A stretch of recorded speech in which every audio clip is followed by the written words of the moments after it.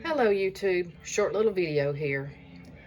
I have found, oh, I don't know if you can see that or not, the best recipe. It says beef loaf, but it's actually a meatloaf recipe. It was so good. And I don't like meatloaf.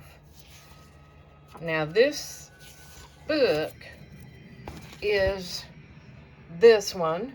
This is the 1941 edition. There it is. 1941 edition.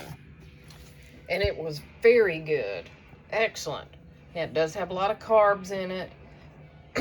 But if you want to make it less, you can use pork panko in it instead of breadcrumbs. And then I made mushroom gravy with this. This is an English product, a British product, whatever you want to call it.